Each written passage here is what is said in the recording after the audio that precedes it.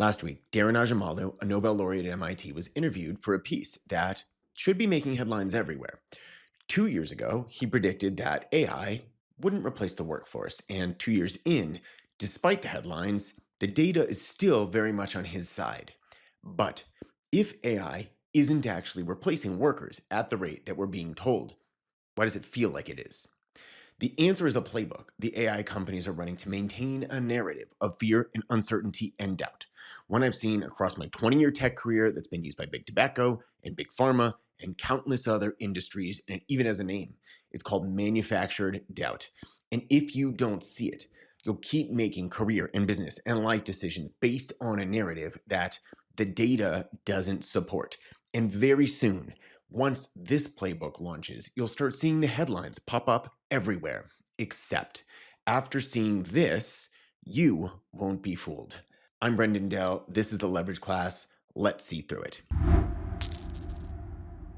So it's 1953, and these men have a serious problem. A year earlier, Reader's Digest, one of the most widely read publications in America at that time, had run an article called Cancer by the Carton. And it walked the American public through emerging peer-reviewed studies linking cigarettes to lung cancer. That article was read by millions and millions and millions of people, and it led to the largest drop in cigarette consumption since the Depression. Now, fast forward to December 15th, 1953, and the CEOs of America's largest tobacco companies, the men we just saw a moment ago, met at the Plaza Hotel in New York City. And they had come to meet one man. His name was John Hill, and he was the founder of Hill and Knowlton, the largest public relations firm in America at that time. And Hill's plan for these executives was brilliant in its simplicity. Don't deny the science. It feels defensive, and we're just going to provoke more research. Instead, fund your own science. So here's what we're going to do. We're going to hire credentialed researchers. We're going to publish counter studies, and we're going to create the impression that the issue of if tobacco is harmful is unsettled, when of course the science shows that it's not. 3 weeks later, on January 4th, 1954, the tobacco industry put Hill's plan into action, and they published this ad, a full page advertisement in 448 newspapers across 258 cities, reaching an estimated 43 million people. And it was called A Frank Statement to Cigarette Smokers. The ad questioned whether smoking really caused cancer, and it promised to fund impartial research. It assured the public, and I'm quoting directly here, that the companies, quote, accept an interest in people's health as a basic responsibility paramount to every other consideration in our business. Does this sound familiar? We can look at Anthropic and OpenAI's public-facing safety statements, and what we see is a similar move. OpenAI goes as far as to say our primary fiduciary duty is to humanity. Back to 1954. Behind the scenes, those same companies had created the Tobacco Industry Research Committee. And within 2 years, they brought in a credentialed scientist named C.C. Little, who was a Harvard-trained geneticist and a former director of the American Cancer Society, to head this whole thing.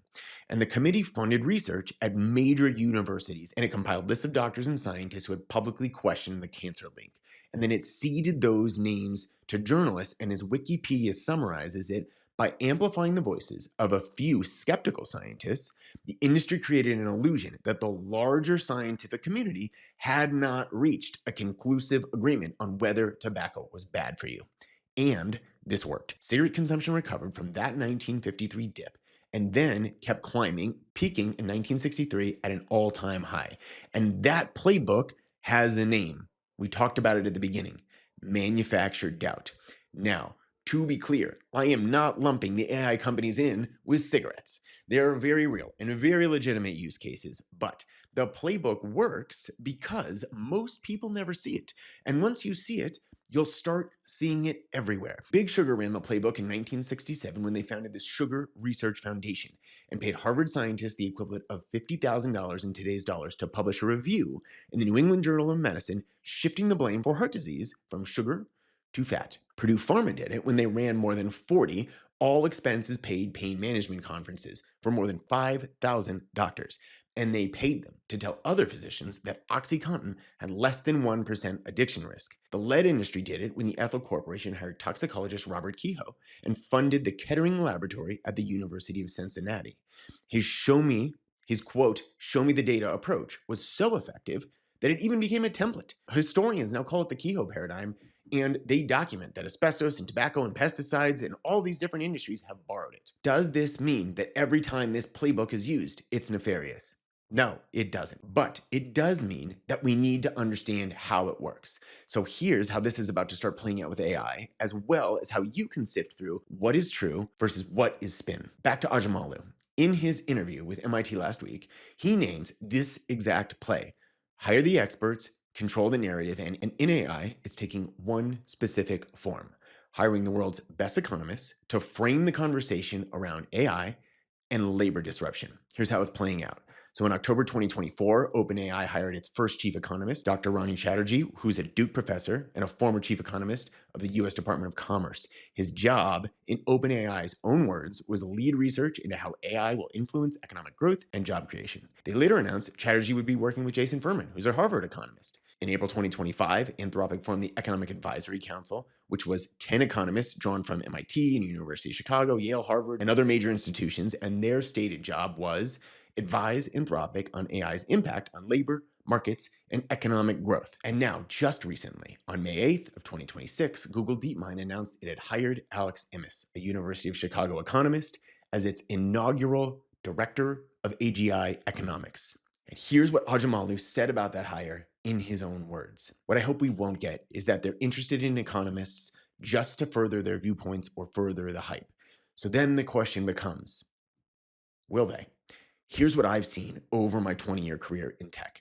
If we want to understand how a person is likely to behave, we need to understand their incentives. And the incentives of AI companies, well, of course, is to sell stuff. They can be better understood by understanding their market dynamics. Now, every company in the world is playing in one of three kinds of categories: established categories, new paradigms, and new concepts. And which category you occupy changes the way that you have to go about marketing and selling your products. So established markets are red oceans. These are your commodities. It's the things you already buy. As one example, cars. People already understand that cars are useful transportation. You don't have to convince them of a car versus a unicycle. The only question the customer asks is, should I buy a Honda or should I buy a Toyota? Then there are new paradigms. In new paradigms, you're creating a new kind of solution to a known problem. So when electric cars launched, they were a new paradigm, and the pitch was, you already have a car, but here's a different kind of car, and it's worth paying more money for. In business, Salesforce didn't invent the CRM. They reframed it as software you run in your browser instead of software you install on a server. And the buyer already had a CRM in their budget, but Salesforce had to market to change where that money was going to be spent. And then there are new concepts, and these are the hardest things to sell because people may not even understand that they have a problem to solve in the first place. And this is where AI sits. So as an example that you've seen follow this arc, Uber. Nobody was sitting around thinking that they wish they could, push a button and some stranger would pick them up. That category did not exist, and Uber had to create a problem before it could sell a solution, which is why they started vilifying taxis and taxi unions so hard, which is a topic for another day. AI sits in this category. We weren't all sitting around going like, man, I wish I had this word calculator in my pocket that could look everything up and help me code. That's why the marketing looks the way that it does, because AI isn't selling you a solution. It's got to convince you of the problem first. In technology, the new concept pitch follows a predictable 3-beat arc, and you can spot it in every AI keynote, every conference talk, every LinkedIn post that you've seen this year. It goes like this. 1, the world as you know it has already changed. 2, there will be winners and losers in the wake of this change. And 3, if you don't understand it, you will be left behind. And it's a playbook that I've helped companies execute hundreds of times in my career. So here's an example of this working in real life. And this example is not a client, by the way. So in B2B software, the function that we used to call, quote, customer service is now called customer success. Why? Because in the mid 2010s, a company called Gainsight needed to sell a new category of software, and selling into the existing customer service budget was very, very hard because it was already allocated. So they created a new category with a new name and a new set of metrics: customer success. And they said this: the single most important thing in business is keeping a customer, which means that reactive customer service is inefficient. You need departments that aren't just reactive to problems, but instead they are proactive about creating solutions. And it worked. We now have entire departments called customer success, and they didn't exist 15 years ago. And that is what's happening right now with AI. Again, does this mean the whole industry is BS? Categorically, no. There are real use cases. And then there's hype. And the skill is in telling those two things apart. So I will give you a rubric to evaluate these claims, both as an enterprise buyer and as a consumer, in just a moment. But first, Ajamalu gives us a valuable lens. His core argument is this: a job is not a task, it's an orchestration of them. And trying to pretend that AI agents can autonomously conduct these tasks misses how work actually happens in the real world. And misunderstanding this is how companies and careers get destroyed by tools that should be helping them. Here's his simple example. Take an x-ray technician, okay? From the outside, the job seems simple. You just take x-rays, right? But the actual job is something like 30 different tasks. It's patient histories, and it's operating the equipment, and it's positioning the patient, and it's organizing archives, and it's coordinating with radiologists, and it's billing codes, and it's scheduling, and it's everything else. And a human technician switches between all of these tasks fluidly. An AI agent would need a separate tool and integration and protocol for everything, and it would need to orchestrate between them all without breaking. And we are nowhere close to that working. The context required is immense. And Anthropic's own data confirms this, by the way. Their March 2026 Economic Index, which analyzes millions of real conversations with Claude, found that 49% of jobs has seen about a quarter of their tasks performed using Claude. A quarter of tasks, no one's whole job. So here's a simple analogy of how this is going to play out in the real world. Lewis Hamilton can drive a Formula One car at 200 whatever miles an hour and pull 8 Gs. Now the rest of us are driving around in Priuses and we're sitting in gridlock on the freeway. That's the gap between what's hypothetically possible in a lab and what real world deployments look like. Ajamalu's whole argument is that AI's actual impact on jobs will look much more like that. Not impactful, but just boring, slow, and partial, augmenting some tasks while leaving most jobs intact, unlike the sudden replacement that the AI companies are selling. So, how do we then separate fact from fiction? Simple 3-question framework. So, before we get to that, a lot of folks out there are trying to decide what to do next in their careers. I personally want 3 things out of work. I want work I enjoy doing, I want relative time freedom, and I want diversified income far in excess of what I need. The way that I originally built this for myself was with consulting.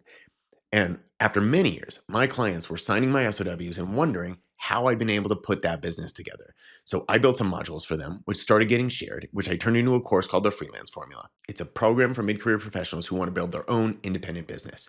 So right now, you can get that full program for $99. The link is below. With that, back to the content. First, who benefits if this claim is believed? If the answer is the company making the claim, like our big tobacco example, just slow down. Not to dismiss the claim, but to look past the surface. Second, who outside the company has actually checked the work? Okay, a press release or a company panel or payroll expert doesn't count. And in AI, by the way, most performance benchmarks don't count either. They're essentially open book tests. The training data is already in the model. So then the model isn't, quote, solving the problem. It's repopulating training data.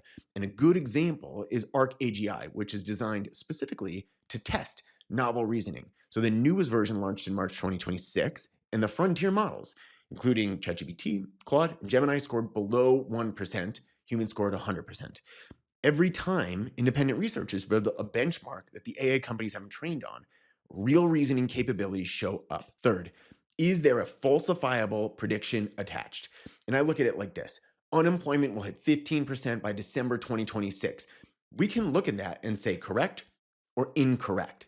When we say things like AI will eliminate half of all entry level jobs in 1 to 5 years, that's fortune teller talk.